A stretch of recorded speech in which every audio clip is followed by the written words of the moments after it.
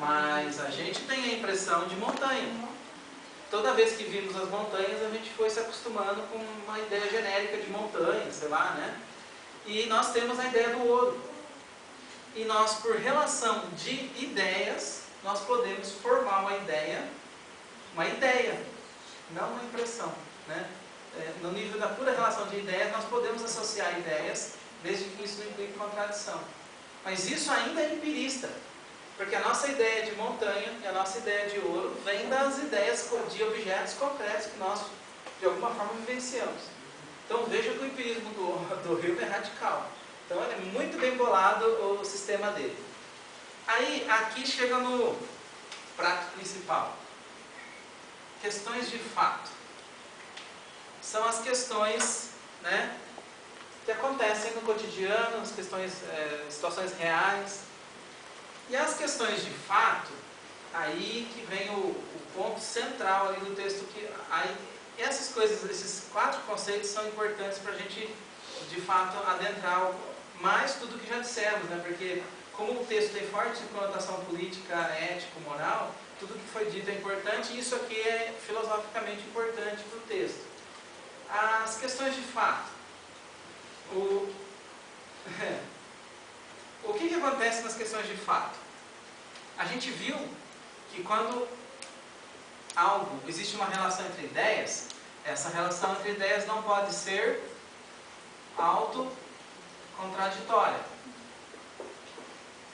Esse é o critério que nos permite avaliar. Não, essa ideia pode continuar sendo imaginada, eu posso continuar trabalhando com ela porque ela não é autocontraditória.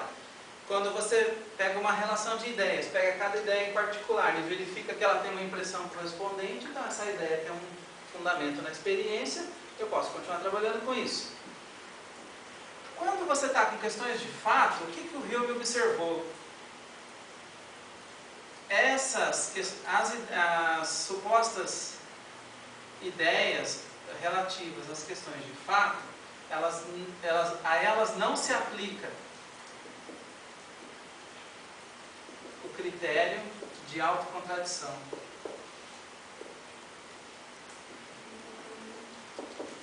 Exemplo.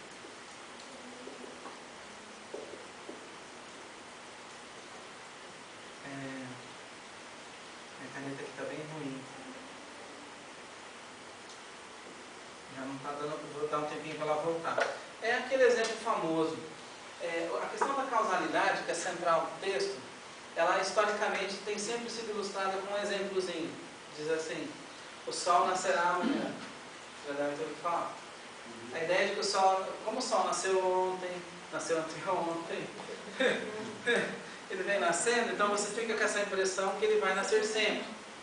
Então, aí vem esse enunciado, que o fato de que o sol nascerá amanhã é necessário, e aí, como o pessoal não sabia explicar isso, ele chamou isso de causalidade. Aí vem o nosso amigo Hume e diz assim: mas se o sol nascer amanhã, ou o sol não nascer amanhã, não implica contradição nenhuma. Implica. Bom, o mundo acaba, né? Se o sol nascer amanhã, o mundo acaba, certo? Não é contradição.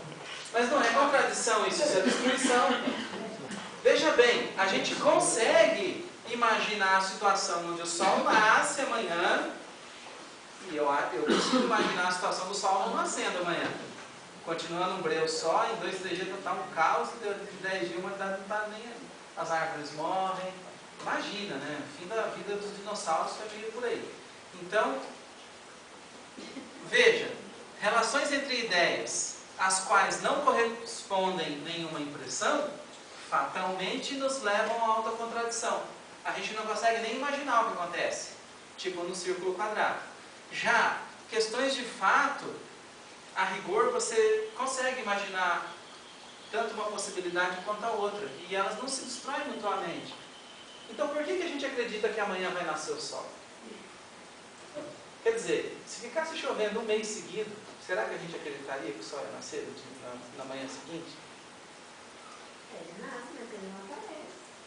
Pois é, né? Não, eu estou falando da gente ver o sol naquele dia bonito de cartão postal, essas coisas.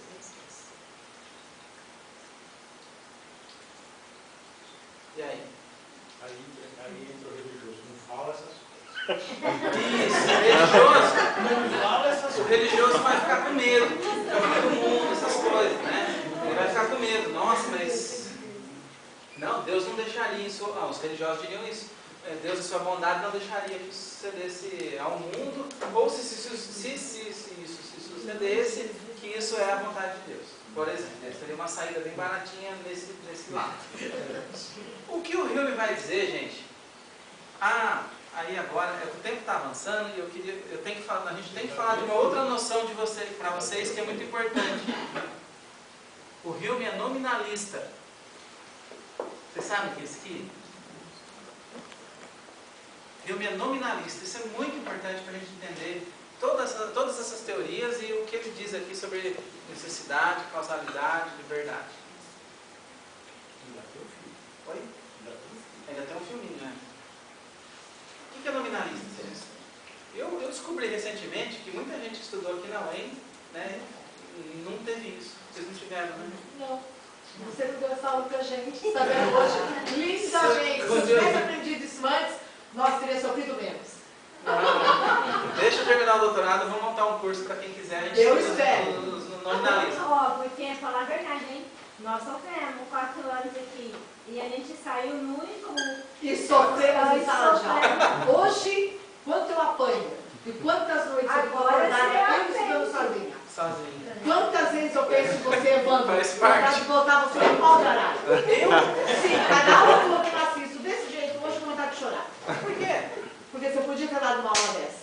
Não, mas tem de outras coisas. Mas sabe o que? Eu sei o que eu preciso hoje. Ah, tá.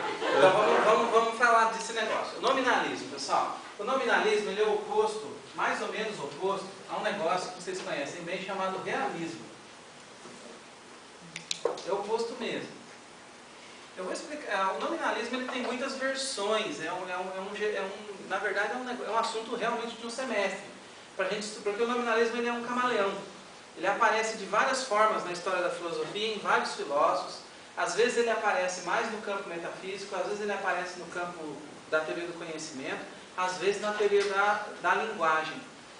Agora, realmente o Hume é memorável, né? Porque ele combina duas coisas que, para um nominalista, nada mais justo do que ser empirista. Nominalismo, vamos lá, vamos tentar aproximar.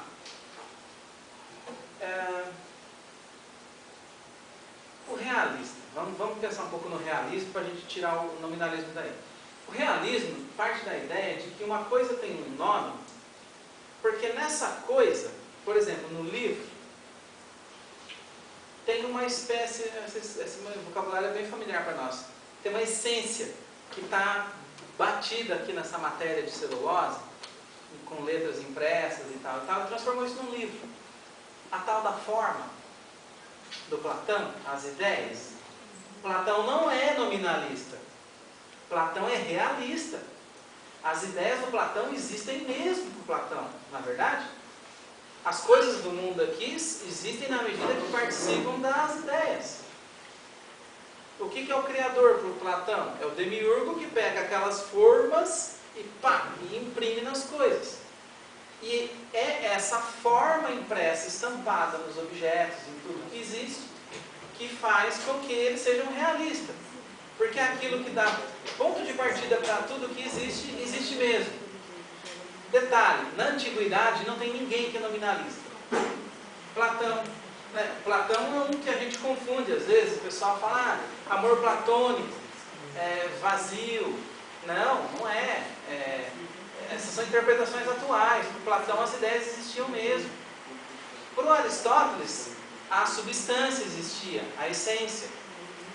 A única coisa que o Platão diferencia um pouco aí do Aristóteles é que para o Aristóteles, tanto a matéria quanto a forma estavam no objeto, não estavam separados do objeto. Os objetos não são, para Aristóteles, cópias imperfeitas das coisas. São cópias, são as melhores cópias possíveis. São as coisas em si, está aqui misturado. forma e matéria.